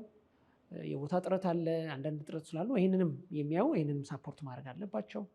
እንሰራለን፣ እንታገዛለን፣ በዚህ እንሰራለን፣ በዚህ እንሮጣለን ከእግዚአብሔር ጋር። በጣም የምንችለውን ሁላችንም እናደርጋለን። በጣም እናመሰግናለን። በዛ ላይ ደግሞ ባላንስድ መሆኑን ወድጀዋለሁ ከኔቸር ጋር ከተፈጥሮ ጋር ከአካላዊ እንቅስቃሴ ጋር። ምክንያቱም ብዙ ጊዜ እንደዚህ ኮዲንግ ላይ አይደለ ከእናንተ ሙያ ላይ ያለ ሰው ረጅም ሰዓት ነው የሚቀመጠው። ትልቅ ያየሁት ነገር ይሄ ነው። አለመንቀሳቀስ አለ ለረጅም ሰዓታት። በሆነ ሰዓታት ነው የበላሁት ሲሉ ልጆች ሰው ሲያወራ ሰምቻለሁ አይደለ ከሆነ በ24 ሰዓት ነው ምናምን ምግብ የበላሁት ሳልበላ 24 ሰዓት ሙሉ ሊባል ይችላል። እና ይይዛል፣ ይመስጣል። ጭንቅላት በደንብ ነው እንዳልከው ችግር መፍታት እልህ ውስጥ የሚከታል። በቃ ይሄ ነገር መፍታት አለብኝ ስትል እና እንቅስቃሴ መኖሩን በጣም ወድጃለሁኝ። ያው ሁሉ ጊዜ የማነሳው ብቻችንን ስንጨዋወት ሬ ነገር እንቅስቃሴ ላለሁኝ በጣም ያስፈልጋል ብዬ ነበር የማምነውና ይህን ሁሉን ደግሞ አሟልቶ መምጣቱ በጣም ደስ ብሎኛል። ኤሊያና የመጨረሻ ነገር የምትይኝ ካለ ደስ ይለኛል። የመጨረሻ የምለው ያው ወላጆች ጥፋት ኖሮባቸውም አይደለም ያው ለልጆች በማሰብ ፍላጎት ይመስለኛል እና ያም ደግሞ ሀሳብ ትክክል ነው። ከፍቅር የመነጨ ነው፣ ከክፋት የመነጨ አይደለም። ለዛ ልጆች ያን መረዳትም አለባቸው። ሌላው ግን ይሄ ሁሉ ሊመጣ ይችላል በአግባቡ አለመግባባት ይመስለኛል እና ያለመግባባት ችግሩን ለመፍታት ደግሞ አብሮ ጊዜ ማሳለፍ ያስፈልጋል ብዬ አስባለሁ። እሱ ነው መድኃኒቱ፣ ጊዜ ማሳለፍ ከእናንተ ጋር እና ልጆችን መረዳት ያስፈልጋል ብዬ አስባለሁ። እና መረዳዳት ደግሞ ካለ ሁሉም ችግር ይፈታል። ዋናው ግን በንግግር የሚፈታን ይመስለኛል። ሌላው ደግሞ የልጆችንም ደግሞ ታለንት እና ተስጦ ማውጣትም ያስፈልጋል ብዬ አስባለሁ። ይሄ ደግሞ የወላጅ ብቻ ሳይሆን የልጆችም ሚና አለው እና ደግሞ እንደዚህ አይነት ደግሞ ማህበሮች ደግሞ ትልቅ እድልና ትልቅ ደግሞ እገዛ ያደርጋሉ። በተለይ ደግሞ ተመሳሳይ ታለንት ካላቸው ልጆች ጋር ራሱ መገናኘት ትልቅ ነገር ነው። ለዛም እድል ይከፍታሉ እና ይሄ ጥሩ እድል ነው ብዬ አስባለሁ። ኤሊያናን በጣም ነው የማመሰግነው። ሳሚ ምናልባት መጨረሻ የምታስተላልፈው ነገር ካለ? በመጨረሻ እንግዲህ ይህንን መሰናዶ እንደዚህ አሳልጠሽ ኢትዮጵያን እንድታይ እንደዚህ እንቁ የሆኑ ሸጋ ትውልዶችን እድል ፈጥረሽ እንዲታዩ፣ ሁለት ደግሞ ይህንን የንቃተ ትውልድ መፍጠርሽ ቀላል ነገር አይደለም። አሁንም አመሰግናለሁ። በሸጋ ትውልድም በኢትዮጵያውያንም ስም ትልቅ ምስጋና አለኝ። ሁሌ የማመሰግንሽ ምክንያቱም ትውልድ ላይ ስለምትሰሪ። የኔ የመጨረሻ መልእክት አንድ ነች። እሷ ምን መሰለችሽ? እሺ እሳት እዚህ ጋር በምድጃ ቢኖር ማቀጣጠል ከፈለኩኝ እሳቱ አለ። እሳቱን ካልኩትኝ ምን ይሆናል? እንደዚህ ይቀጣጠላል አይደለ? ካልኩት ይጠፋል። ቴክኖሎጂም እንዲህ ነው፣ በአግባቡ እንደኛ ነው የሚወሰነው። ስለዚህ ትልቁ ነገር ቴክኖሎጂ ላይ አቲቲዩድ ነው።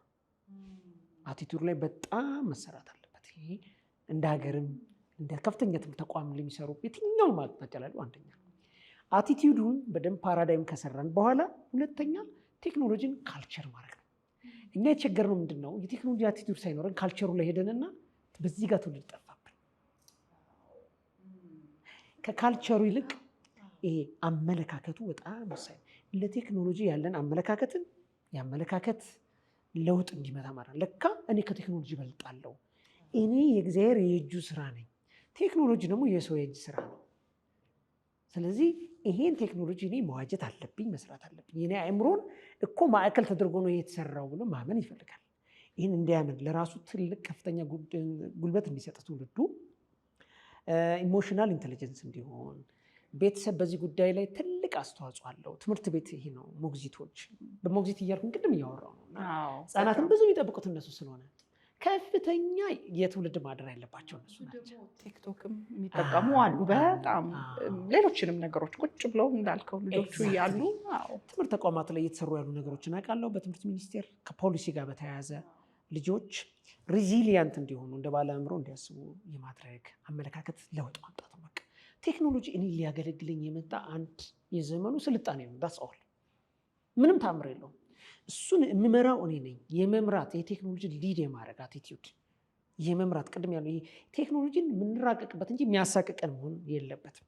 ይሄን አመለካከት እንግዲህ ማምጣት አለብን እንደ ሀገርም እንደ ዓለም። ምክንያቱም ኢትዮጵያ ደስ የሚል ባህል አላት። ይሄ መግሪያዎች ይህን ማሳደጊያ ብዙ ማበልጸጊያዎች አሉ። ሁለተኛ ካልቸር መፍጠር። ቴክኖሎጂ ካልቸር ጥሩ ነው። ማዘመም ስራን ዘመንን ማየት አሻግሮ ማየት ጥሩ ስለሆነ እዛ ላይ በደንብ ከሰራን ወር ስማርት። ስለዚህ ስማርት ፒፕል ያስፈልጋል።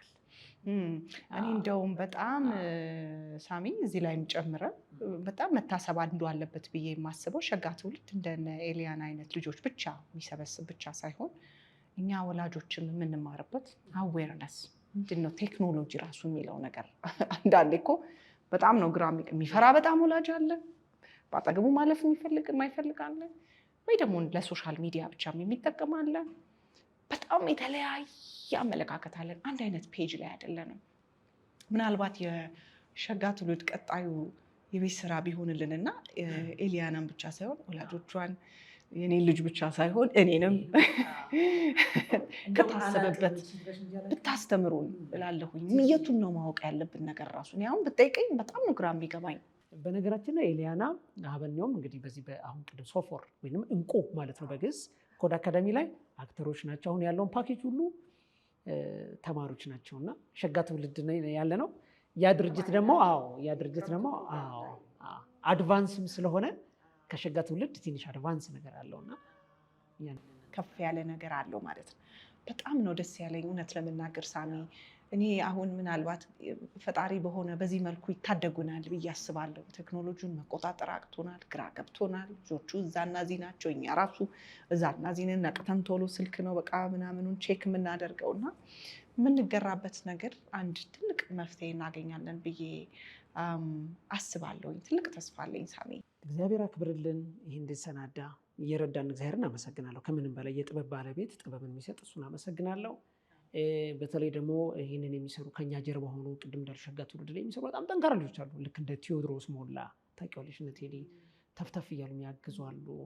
ሁሌ እንደማወራው ሸጋ ትውልድ ላይ የምንፈልጋቸውን እርዳታ እነ ኤሊያናን ፕሮጀክት የሚያሰሩንን ኢንሳዎችንም በደንብ አድርጌ አመሰግናለሁ።